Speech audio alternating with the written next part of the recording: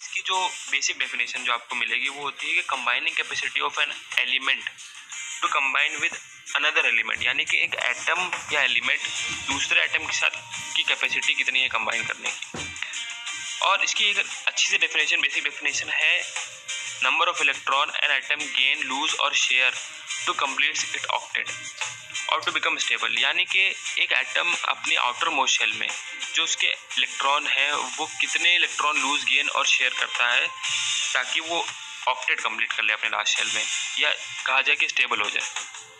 अभी जो word stable है इसका भी बहुत बड़ा मतलब है जो अभी हम लोग आकर डिस्कस करेंगे। अब वैलेंसी टर्म को समझने के लिए यहाँ पर हम लोग को क्वेश्चन पूछना पड़ेगा, वाई, वैलेंसी क्यों। तो इसका यहाँ पर जवाब है वर्ड एक स्टेबिलिटी। अब स्टेबिलिटी को समझ लेते हैं कि पूरे यूनिवर्स में हर एक चीज़ स्टेबल होना चाहती है, यहाँ तक कि ह्यूमंस भी, हम लोग भी। एक हम लोग का माइंडसेट माइंड में है कि स्टेबल हो जाएंगे, जॉब मिल जाएगी या फिर अच्छा घर होगा तो हम लोग स्टेबल हो जाएंगे, एकदम सुकून रहेगा। ऐसे ही नेचर ने एटम के केस में भी उसको भी स्टेबिलिटी के टर्म दे दिए हैं, उसको फैक्टर दे दिए हैं कि ये चीज़ों को ऑक्यूपाई कर ले, ये चीज़ को अचीव कर ले तो वो स्टेबल हो जाएगा। तो अब स्टेबिलिटी की बात करी जाए तो स्टेबिलिटी के 3 फैक्टर्स हैं, यानी कि एक एटम को अगर स्टेबल होना है तो उसको इन 3 चीज़ों का ध्यान रखना पड़ेगा, इन 3 चीज़ों को अचीव करना पड़ेगा। पहली चीज़ है उसमें से कि उसको अपनी लास्ट शेल में ऑक्टेट बनाना होगा, यानी कि उसके आखिरी शेल में ज़्यादा से ज़्यादा इलेक्ट्रॉन 8 होने चाहिए, ऑक्टेट कंप्लीट करना है उसको, या फिर कहा जाए कि अपने नियरेस्ट नोबल गैस की तरह कन्फिगरेशन कर ले। दूसरी चीज़ है उसके फैक्टर कि उसको न्यूट्रल होना है हर हालत में, अब वो कैसे भी हो, चाहे कंबाइन हो के हो चाहे बिना कंबाइन हो, उसको न्यूट्रल रहना है, यानी उसके ऊपर कोई चार्ज नहीं होना चाहिए। तीसरी चीज़ है एक्सपेंशन, यानी कि उसकी जो स्टेट है वो जितनी ही एक्सपैंड कर सकता है वो उतना एक्सपैंड कर ले, यानी कि मैक्सिमम गैसेस स्टेट में हो सकता है तो गैसेस स्टेट में हो जाए। ये 3 मेजर फैक्टर्स हैं जो उसकी स्टेबिलिटी को डिफाइन करते हैं, उसकी स्टेबिलिटी को अच्छे से बताते हैं। और भी फैक्टर्स हो सकते हैं लेकिन मेजर ये 3 फैक्टर है। अब सवाल यहाँ पर ये आता है कि ये फैक्टर भी उसको कैसे पता चले। तो इसको मैं एक रियल लाइफ एग्जांपल से बताऊंगा कि अगर आपको स्टेबल होना है या आपको अगर अच्छा लाइफ में सक्सेस पाना है तो आप एक रोल मॉडल रखते हैं अपने सामने, या एक अपने सामने टारगेट रखते हैं कि इसकी तरीके से मैं काम कर लूँगा तो मैं सक्सेसफुल हो जाऊँगा।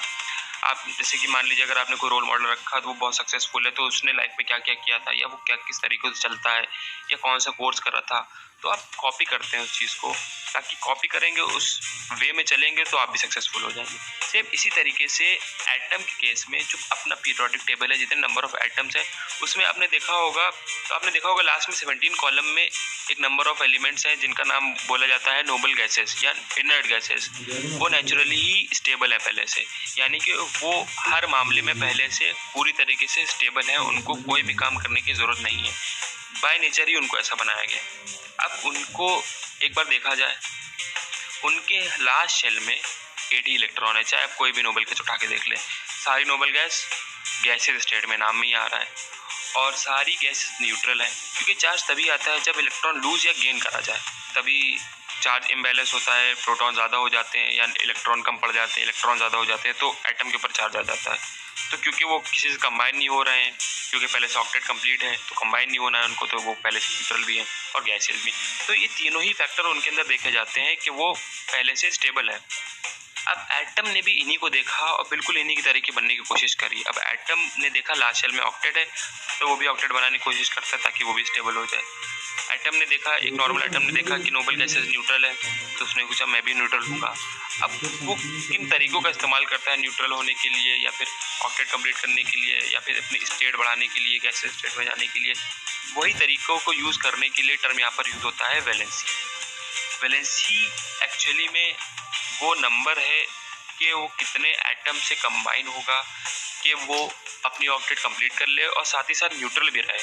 इस चीज़ को ऐसे समझते हैं कि कार्बन का एक एटम है जिसके आउटर मोस्ट शेल में 4 इलेक्ट्रॉन होते हैं, ऐसे तो पूरे टोटल 6 होते हैं लेकिन पहले शेल में 2, तो पूरी कैपेसिटी फिल हो गई उसकी पहले शेल की। दूसरे शेल में आ गए 4, यानी वो आउटर मोस्ट शेल बन गई। अब उसको 4 और इलेक्ट्रॉन चाहिए हैं अपनी ऑक्टेट कंप्लीट करने के लिए, यानी कि 8 इलेक्ट्रॉन आउटर मोस्ट शेल में करने के लिए। तो वो 4 हाइड्रोजन एटम को बुलाता है और चारों हाइड्रोजन एटम की आउटर मोस्ट शेल कौन सी है, जो पहली है, जिनको 2 की कैपेसिटी चाहिए, यानी कि हर एक हाइड्रोजन एटम की कैपेसिटी है कि वो 1 इलेक्ट्रॉन कहीं से ले लें और कार्बन क्या चाहता है कि उसको 4 इलेक्ट्रॉन कहीं से मिल जाए। तो कार्बन अपने एक एक इलेक्ट्रॉन सबको शेयरिंग के लिए दे देता है हाइड्रोजनों को, और हाइड्रोजन के सारे एक एक इलेक्ट्रॉन अपने पास ले लेता है शेयरिंग। तो इस तरीके से कार्बन के केस में कार्बन के आटोमोस्ट शेल में हो गए हैं 8 इलेक्ट्रॉन, और हाइड्रोजन के भी आटोमोस्ट शेल में हो गए हैं 2 इलेक्ट्रॉन। अब यहाँ पर एक सवाल आता है कि हाइड्रोजन ने ऑक्टेट क्यों नहीं बनाया? क्योंकि हाइड्रोजन से नियरेस्ट नोबल गैस कौन सी है, यानी कि उसकी सबसे करीबी नोबल गैस को वो कॉपी करता है।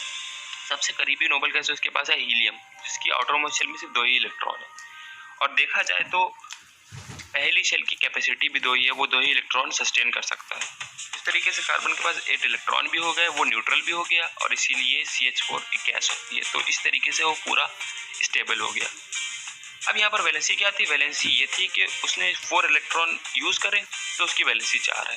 ये देखा जाए उस डेफिनेशन से वो कितने एटम के साथ कंबाइन हुआ, तो वो है 4 हाइड्रोजन के साथ कंबाइन हुआ इसलिए।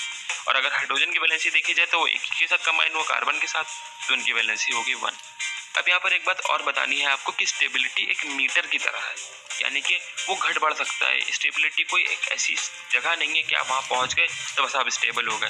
स्टेबिलिटी एक घटने बढ़ने वाली चीज़ है, यानी कि अगर एक एटम किसी दूसरे एटम के साथ कंबाइन होकर स्टेबल हुआ है तो वो तीसरे के साथ, पहले वाले को छोड़ के किसी तीसरे के साथ भी कंबाइन होकर अपने आप को और स्टेबल कर सकता है। जैसे हम लोग अपने घर में करते हैं कि अगर एक घर अच्छा लग रहा था तो अगर और पैसे आए तो वो घर छोड़ के बड़ा घर ले लेते हैं या एक बड़ी कार ले लेते हैं। इसी तरीके से एटम के केस में भी होता है, यानी कि एटम के लिए सबसे ज़्यादा ज़रूरी बस इतनी चीज़ें रह गई है कि वो उसको हर हालत में अपनी स्टेबिलिटी पे ध्यान रखना है, वो किसी तरीके से स्टेबल हो जाए, चाहे वो किसी एटम से कंबाइन होकर हो जाए, चाहे वो अपने इलेक्ट्रॉन लूज करके हो जाए, अपने इलेक्ट्रॉन गेन करके हो जाए, चाहे अपने इलेक्ट्रॉन शेयर करके हो जाए। वैलेंसी जैसे मैंने बताया डेफिनेशन से कि नंबर होता है, एक नंबर ऑफ इलेक्ट्रॉन या नंबर ऑफ एटम के साथ किसमें कंबाइनिंग कैपेसिटी मैंने बताई कि कितने एटम के साथ वो कंबाइन हो सकता है।